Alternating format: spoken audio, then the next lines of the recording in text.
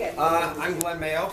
I've been doing these outstanding pieces of furniture and sculpture for close to 20 years. And I'm very happy to be in this location because it's given me an opportunity to have a wide variety of my work. And if you've been in the different rooms, there's everything from small sculptural impressions of shoes, ladies' shoes, to large outdoor pieces,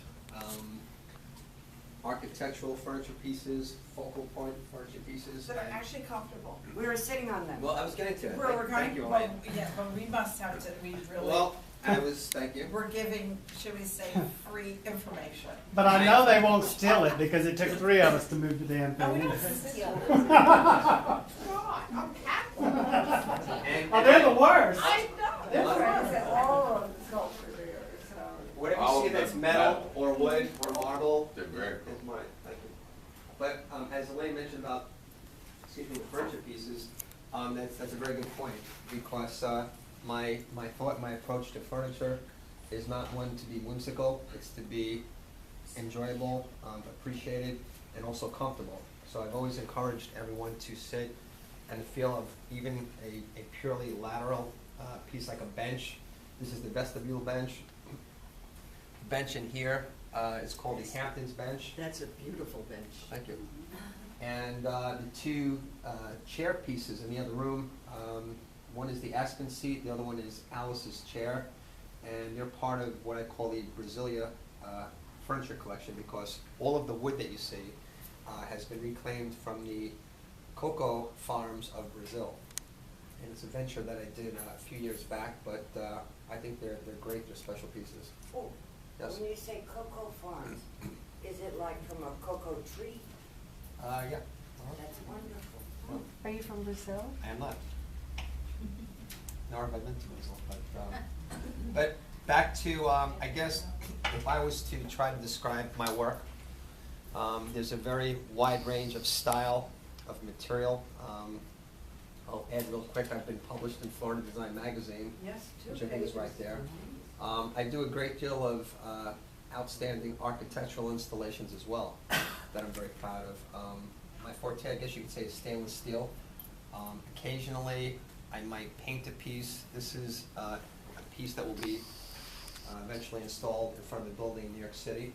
It's called You and Me, and it's kind of a progression from the singular piece in here, which is called Pedra, and obviously that's a singular piece. These two are together, and whereas it took me maybe a week to build it, it took about 5 or 6 months to commit to the colors. And I'm very proud of this piece because if you have looked at it, It's awesome. thank you. There's 10 different colors. There's not a color, you'll never see a candy apple red or sunburst yellow. They're very, very specific hues and tones, and I've in trying to maintain the sculptural integrity of the piece, I didn't want every piece to be just, here's a blue piece, here's a red piece.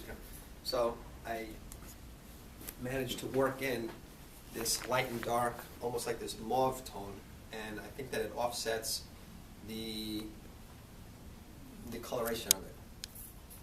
And I'm just relieved as well as thrilled and proud that I got past that learning curve because, thank you, most of the pieces, if you look around, this is It's very called, sensual. thank you. Yes, beautiful. And it's about posture. I've told a few friends that are here, I try to give titles to the pieces because I think that helps to not only validate, but it suggests what it's about, and not always having the opportunity to describe what it's about or how I got to this. Sometimes the title plants a little inspiration in those that look at it, and perhaps they connect with it and say, yeah, that makes sense. So at one point I thought that this might have been called The Dance, but I thought that it was a little corny, a little bit overdone, and they're not really dancing, they're just in time, they're just there, and that's what it's about. And kind of, they're just there. But just to kind of conclude, I think that my career has primarily been commissioned opportunities, so it's taken me quite some time to have an accumulation of pieces that are not have been delivered or installed in homes or offices or restaurants or hotels, but I think something that you'll see that's pretty consistent in some of the pieces, and maybe this is from having been in film school in my past life, but there's a quality that I guess you can almost say if you had a roll of film that was part of a movie or a scene, it's a fragment of time. It's a freeze frame, and it's kind of whimsical, but it's architectural. And the piece that's at the window here, which is called coinage, if you've ever had a stack of coins and just kind of let them go, if you froze that in time, that's what that's about. It's just it's in the moment, and it's got an architectural quality to it too, which I think. But back to the aspect of color or finishes, there's some pieces that are stainless steel. Usually they need to be polished and or brushed, but I think there's something great, it's raw, and it's truth in the material that I've done nothing to these other pieces. This bench is just raw. I might have skated my grinder a little bit over it to create some highlights, but this piece here, just by virtue of where it was cut, the edges might be polished, and the core of the metal is silver, but yet the outer scale is this kind of like this blackened quality, and I think there's a lot of integrity in that. So that's my story, and I'm sticking to it. It's a beautiful story, and I